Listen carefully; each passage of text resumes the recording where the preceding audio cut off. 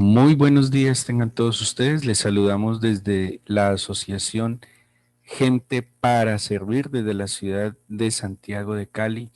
Hoy 20 de octubre los invitamos para aquellos que siguen, que continúan haciendo la lectura de la Biblia para leer la Biblia en un año. Hoy octubre 20 los invitamos a leer Apocalipsis capítulo 20, Isaías capítulos 5 y 6 y Salmos 110. Salmos 110, Isaías 5 y 6 y Apocalipsis capítulo 20.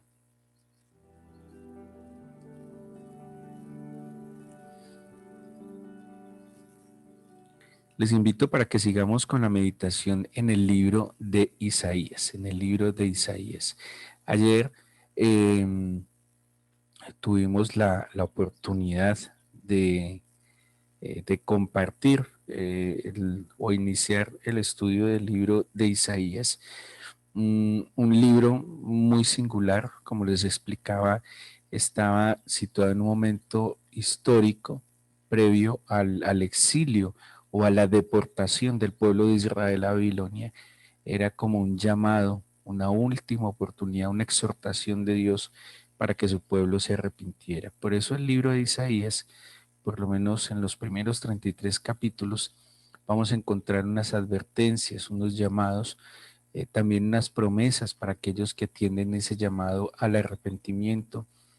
Hay una confrontación para poder hacer un llamado al arrepentimiento. Es necesario confrontar, mostrar el camino en el que espiritualmente el pueblo de Israel, o más bien de Judá, se encontraba en ese momento. Hoy nos encontramos con el capítulo 5 y 6.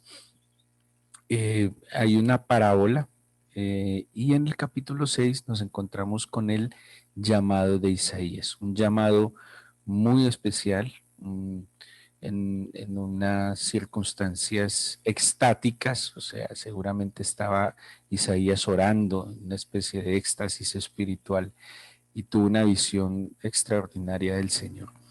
El capítulo 5 nos plantea una parábola, nos plantea cómo a través, es más, literalmente el libro de Isaías dice un cántico, como el libro de los cantares, así lo empieza diciendo en el versículo 1, capítulo 5, 1 de Isaías. Ahora cantaré por mi amado, el cantar de mi amado a su viña. O sea, más que una parábola, como lo titulan las Biblias, seguramente en sus Biblias debe decir un título, parábola de la viña, pues literalmente Isaías lo menciona como un canto. Y este canto eh, seguramente lo llaman parábola porque toma una historia, ¿sí? Como del cultivo de la viña para compararlo con lo que sucedía con el pueblo de Israel. Y dice, tenía mi amado una viña una ladera fértil. Entonces aquí, de nuevo, como en el Nuevo Testamento en Juan 15, mi amado seguramente es el Señor, el dueño de la viña, como lo dice Juan 15, el labrador, el que planta la viña es el Señor y preparó todo para la viña. Dice que primero la cercó, luego la despedregó, luego plantó vides escogidas, o sea que él no plantó cualquier tipo de arbusto, sino que seguramente seleccionó las mejores vides y las plantó.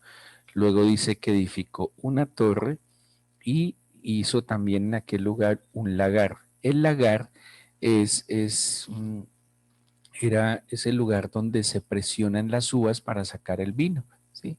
O sea que lo había preparado todo. Lo primero que hizo fue cercar y despedregar, o sea, le generó seguridad al cultivo. Luego lo despedregó, o sea, preparó todo el terreno y luego sembró no cualquier tipo de arbusto, sino árboles seleccionados. Además de eso, le generó protección, una torre de vigilancia era para eso, y también preparó allí un lagar, o sea, había preparado todo como para el proceso de producir un excelente vino. Ese era el propósito. ¿Qué pasó con esta viña? Esperaba que diera buenas uvas, todo estaba preparado, todas las condiciones estaban dadas para que diera un buen fruto. Si lo comparamos a lo que era Israel, y es lo que el Señor pretende mostrar, el Señor hizo lo mismo con su pueblo. Preparó todas las condiciones para que Israel como pueblo, bueno, aquí ya literalmente Judá, que es el que queda, diera un buen fruto. ¿Cuál era el fruto que esperaba el Señor? Seguramente, como nos dice Gálatas 5, amor, gozo, paz, paciencia, benignidad, mansedumbre, humildad, fe, como dice Pablo a los Gálatas, pero cuando va a ver el Señor y esperaba un buen fruto, encuentra un mal fruto. También Gálatas 5:20 dice que la carne, el fruto de la carne es envidias, lascivias, violencia, iras, contiendas, disensiones, idolatrías, hechicerías. O sea que el Señor todo lo da, pone todas las mejores condiciones para esperar un buen fruto, pero lastimosamente estas vides, aún teniendo las mejores condiciones, dieron un mal fruto. Cuando dice acá, eh, dice uvas silvestres, pues la traducción al español es un poco benévola al llamarlos simplemente uvas silvestres, porque en el significado original se refiere incluso a uvas malolientes, algo así como uvas putrefactas y sin valor. ¿Sí? Entonces yo pero le digo que la traducción fue muy benévola al llamarlo simplemente uvas silvestres, porque en verdad el fruto que dieron estas vides escogidas, puestas en las mejores condiciones, dieron unas uvas malolientes, putrefactas, sin valor alguno. Ahora imagínense qué frustrante es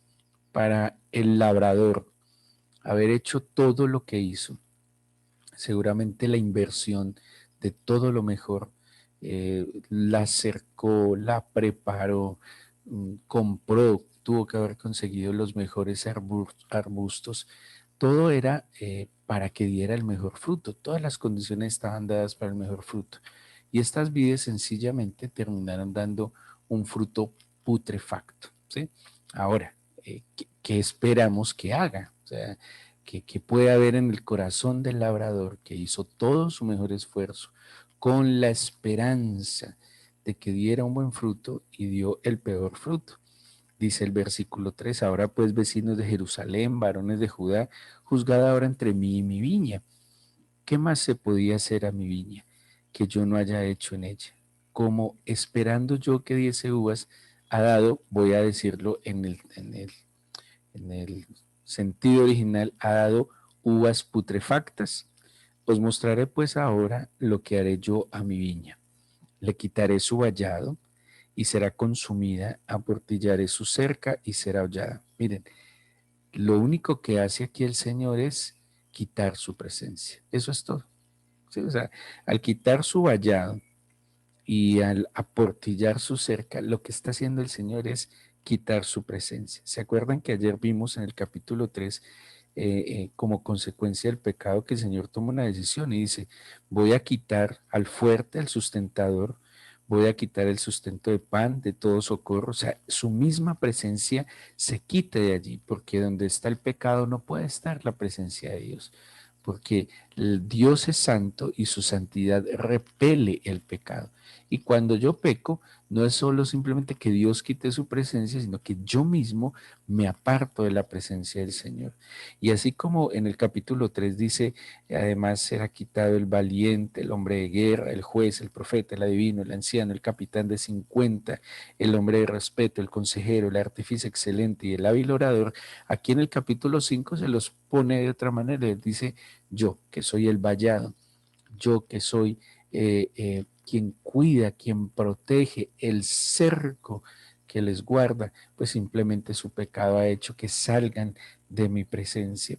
Y en el versículo 6, pues obviamente el quedar sin protección va a ser hollada, eh, va a ser consumida, y dice el 6: haré que quede desierta, no será podada, no será cavada, crecerán el cardo, los espinos, y aún a las nubes mandaré que no derramen sobre ella. Ciertamente, y aquí lo aclara, la viña de Jehová de los ejércitos es la casa de Israel, y los hombres de Judá planta deliciosa suya. esperaba juicio, y he aquí vileza, justicia, y he aquí clamor. A ver, todo labrador labra con esperanza. Y como dice, pues todo labrador espera los mejores frutos. Aquí hay un juego de palabras en lo que esperaba justicia, ¿sí? Esperaba juicio, perdón, y encontró simplemente vileza. Y vileza originalmente habla algo así como efusión de sangre, o sea, violencia. En vez de juicio hubo violencia, y en vez de justicia hubo clamor, porque cuando hay justicia hay paz, pero cuando no hay justicia hay clamor, porque hay vacío, hay inequidad en el corazón. Y por eso, en vez de que hubiera juicio y justicia, lo único que halló en esta vid que dio un mal fruto, encontró fue violencia y clamor. Sí, impresionante. Eso fue lo que halló el Señor en Israel. Ahora, la segunda parte del capítulo 5 vienen tres ayes. Seguramente ustedes han leído varias veces en la Biblia, tanto en el Antiguo y en el Nuevo Testamento, en Apocalipsis, que en estos días lo estamos leyendo. Por ejemplo, van a encontrar tres ayes. Esos tres ayes están en medio del sonido de las trompetas, tres ayes. Aquí en Isaías capítulo 5, entre el versículo 8 y 30, encontramos seis ayes. ¿Qué son los ayes? Son, bueno, en algunas otras expresiones, cuando son en primera persona, son quejas, lamentos, pero en este caso son oráculos. ¿Qué es un oráculo? Un oráculo es un mensaje que viene de Dios a su pueblo. Y en este oráculo hay una advertencia, o sea que estos seis ayes son advertencias que el Señor hace a su pueblo. Pónganle mucho cuidado, porque estos ayes hacen parte de esos reclamos que el Señor le sigue haciendo a Israel. Y si aún no ha venido el cautiverio, estos ayes son una oportunidad que el pueblo atienda la exhortación, de que el pueblo despierte de su condición, donde en vez de dar buenos frutos, está dando frutos putrefactos, para que se arrepienta y para que deje de andar en sus propios caminos. Seis ayes, y sencillamente dice así, el primero versículo 8: hay de los que juntan casa a casa y añaden heredad a heredad hasta ocuparlo todo. ¿Habitaréis vosotros solos en medio de la tierra? Aquí hay un primer hay, y tiene que ver también con injusticia social. Mm, Está bien que crezcamos, ¿sí? Está bien que tengamos anhelos de ser mejores y más. Está bien prosperar, eso es válido y en la Biblia es válido. Pero aquí ya está hablando de la manera de prosperar que incluso le estamos quitando la oportunidad a otros. Eh, el capitalismo sí trae inequidad. El capitalismo voraz sí trae unos muy pocos, muy ricos, y la gran mayoría muy, muy, muy pobres. Y aquí está reclamando a aquellos que son como un cáncer, que lo único que quieren es devorar. Dice, juntar casa contra casa, como si necesitaran todas las casas para habitarlas. Algo así como aprendamos a vivir bien, pero sin incluso llegar a quitarle a otros lo que ellos necesitarían. Ese primer perdón, tiene que ver con la codicia, tiene que ver con esa ambición desenfrenada. En el versículo 11 viene otro ay, y dice, ay de los que se levantan de mañana para seguir la embriaguez, que se están hasta la noche, hasta que el vino los enciende. Había tendencia a unos festines, a unas fiestas paganas, que no solo tenía que ver con licor, sino con desórdenes sexuales, nada parecido con el presente. Y aquí hace un reclamo el Señor, dice, ay de aquellos que se levantan de mañana para seguir la embriaguez. O sea, aquellos que en las noches se embriagaron y que apenas abren el ojo pretenden seguir en sus parrandas. Sabemos que hay fiestas que pueden durar 2, 3 semanas perfectamente, con licor, drogas, desórdenes sexuales. Y aquí dice, hay de aquellos que hacen esto, ¿sí? Segundo hay. O sea que aquí el hay tiene que ver con la impiedad, con la inmoralidad. Tercera hay, versículo 18. Hay de los que traen iniquidad con cuerdas de vanidad y el pecado con coyuntas de carreta, los cuales dicen, venga ya, apresúrese su obra y veamos, acérquese y venga el consejo del Santo de Israel para que lo sepamos. Hasta irónicos, ¿sí? Sarcásticos. Hay de aquellos que atraen el pecado, que, que seducen al mismo pecado, que tienen la puerta abierta. Cuando el Señor exhorta a Caín por lo que pasó con Abel, le dice, el pecado está a la puerta. O sea, el pecado está a la puerta. Tú decides si le dejas entrar o no lo dejas entrar. Estos están tan pervertidos que no solo le abren la puerta, sino que lo atraen hacia ellos, ¿sí? Seducen con cuerdas el pecado. Versículo 20. Hay de los que a lo malo dicen bueno y a lo bueno malo, que hacen de la luz tinieblas y de las tinieblas luz, que ponen lo amargo por dulce y lo dulce por amargo. Esto es más común de lo que podemos pensar. Para muchos lo que nosotros hacemos, madrugar, a escuchar la Biblia, a leer la Biblia, a seguir el consejo de la Biblia, obedecer los principios, ser honestos, ser respetuoso, ser fieles, ser íntegros, ser correctos en los negocios, no quitar la malicia, ser hombres, esposos tiernos, cariñosos, respetuosos, trabajadores, hombres hacendosos, ser mujeres respetuosas, mujeres hacendosas, mujeres sencillas. Eso es una locura. Hoy en día es una locura. Ser hijo obediente, ser un hijo casero, sujeto a sus padres, respetuoso de sus padres. Esto es ilógico. Y dice, pero hay de aquellos que a lo bueno llaman malo, que a lo malo llaman bueno. Para muchos, pues solo prender las noticias para ver cómo está este mundo al revés totalmente. Versículo 21, hay de los sabios en sus propios ojos y de los que son prudentes delante de sí mismos. Como advierte el Señor Jesús en los evangelios, ese exceso de confianza. Hay de aquellos que se justifican y que confían en sus criterios, en sus argumentos, en su experiencia, en, en una sabiduría popular, en una sabiduría que sale del pueblo, pero que no mira, no alza sus ojos, no atiende el consejo del Señor y cree que es sabio en su propio camino. Y lo único que es que está lleno de necedad, de imprudencia, de, pues, de falta del conocimiento del Señor. Y el último hay, versículo 22 dice, hay de los que son valientes para beber vino y hombres fuertes para mezclar bebida, los que justifican al impío mediante cohecho y al justo quitan su derecho. ¿Sí? Y eso, un hombre valiente, un hombre verdaderamente valiente es el que logra tener dominio de sus impulsos, de sus pasiones, de sus emociones. Ese es un hombre valiente, que refrena su lengua, que no le da rienda suelta a la ira. Ese es un verdadero hombre valiente. Pero el que bebe vino, el que se goza con el delincuente, con el impío, el que se jacta, incluso que muchos hombres se jactan de sus malos amigos, de sus amigos malotes, de los que son violentos.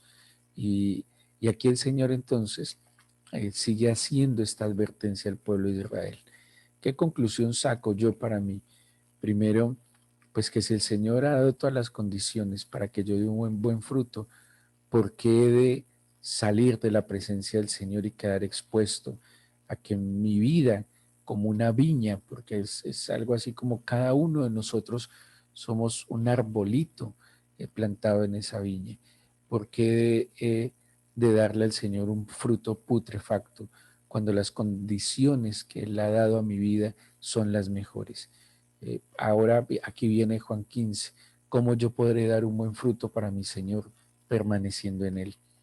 ¿Cómo he de dar un buen fruto para mi Señor permitiendo que su palabra me limpie? Es lo que dice Juan 15. Vosotros ya estáis limpios por la palabra que os he hablado. ¿Cómo voy a dar un buen fruto para el Señor permitiendo que sus palabras estén en mí y que yo cuide de hacer sus palabras y permanencia, perseverancia en Él? He de dar un buen fruto, he de agradar a mi Señor, pero también he de atender a las advertencias.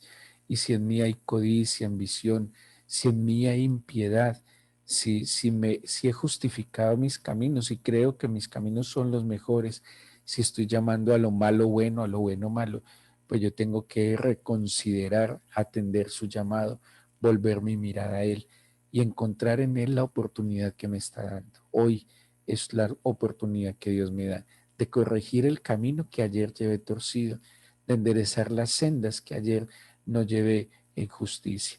Así que yo les invito para que le entreguemos este día al Señor en oración, para que le demos gracias por su palabra, pero que pidámosle también humildemente que su palabra no vuelva al vacía, sino que su palabra nos mueva al arrepentimiento, que su palabra nos mueva a volver nuestro corazón a Él. Y en esta oración, en este día, también quiero aprovechar para felicitar a Luciana Bautista, que está cumpliendo años y que el Señor hoy extienda su mano sobre esta niña. Vamos a darle gracias al Señor. Amado Padre, yo te presento mi corazón, mi vida, dígale así. Te presento lo que soy, lo que tengo y lo que hago, Señor. Te pido que quites el tapón de mis oídos, el velo de mis ojos y que entienda, Señor, en mi corazón. Que tu palabra ilumine mi mente, mi Señor. Que tu palabra sea esa lámpara, como dice la misma Biblia, a mis pies. ¿Por qué de andar perdido, Señor? ¿Por qué de andar en otros caminos que me llevan a la muerte, a la perdición, cuando tú tienes una senda para mí? Hoy tengo que confrontarme, Señor. Así como Israel debió haber sido confrontado, si el Padre generó todas las condiciones para que diera un buen fruto, si el Padre había labrado, había cercado, había escogido vides, había puesto una torre, había hecho un lagar para sacar un buen vino, porque entonces dio frutos putrefactos, Señor. Y eso es el pecado, y eso veíamos ayer también en Isaías. El pecado es una condición de muerte, es una condición de corrupción. Hoy yo te pido, por favor, que despiertes mi mente y mi corazón y que tu palabra sea como un reflejo de mi vida y que yo pueda, Señor, por tu espíritu, poder enderezar mis caminos. Perdóname, Señor, si mi fruto no ha sido agradable para ti, si el fruto del espíritu no es latente en mi vida, Señor, si en mí no es evidente el amor, la paz, el gozo, la paciencia, la humildad, la mansedumbre, la bondad, la fe, Señor, sino que en mí son evidentes otras cosas, malas palabras, irritabilidad. Si en mí, Señor, hay otras evidencias como malicia, mentiras, engaños, pereza, negligencia, desorden, eh, falta, Señor, de sensatez, pues necesito, Señor, enderezar mis caminos. Yo no quiero, Señor, que quede expuesto por alejarme de tu presencia. Límpiame, por favor, límpiame, perdóname. Perdóname, Señor, y límpiame si en mí ha habido ambición, codicia, y lo he querido acumular todo. Si he querido llenarme de todo, Señor, incluso sabiendo que otros cerca a mí necesitan, muy cerca a mí, Señor. Yo te pido que me perdones si en vez de levantarme temprano a buscarte, me he levantado temprano a ser preso de las embriagueces, Señor, de las pasiones. si he dejado inclinar mi corazón al desorden, Señor, perdóname por llamar lo bueno malo y lo malo bueno. Perdóname, Señor, por creerme sabio en mis propios caminos y por jactarme de la valentía en cosas que no son buenas. Gracias por tu palabra. Gracias por advertirme, porque estas advertencias están a tiempo, Señor.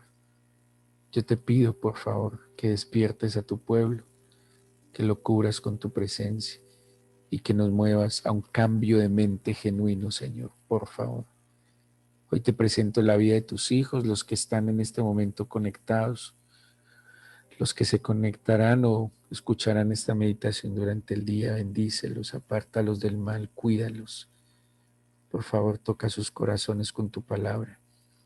Extiende tu mano sobre aquellos que tienen quebrantos de salud. Abre puertas que están cerradas en este momento. En el nombre de Jesús te pido que abras esa puerta que está cerrada, que necesitan tus hijos. Te pido que extiendas tu mano de poder, de sanidad, de restauración. Limpia, perdona, sana, restaura, Señor, te lo pido. Hoy te pido y te entrego la vida de Lucianita, Señor, y te pido que la guardes, que la celes, Señor, con el celo de tu santidad, que ninguna arma forjada se levante en contra de ella, Señor, que guíes sus pasos todos los días de su vida y que cumplas en ella tus propósitos. Llena a sus padres de sabiduría para orientarla no conforme ellos piensen, sino conforme el plan que tienes para ella. Y bendice a cada familia, cada joven, niño, adulto mayor, que hoy, Señor, se acerca a ti con el anhelo y la necesidad de encontrar una respuesta, aliento, salud, vida y restauración. Te bendecimos, te exaltamos, te adoramos, Señor, y te damos gracias en el nombre de Jesús. Amén.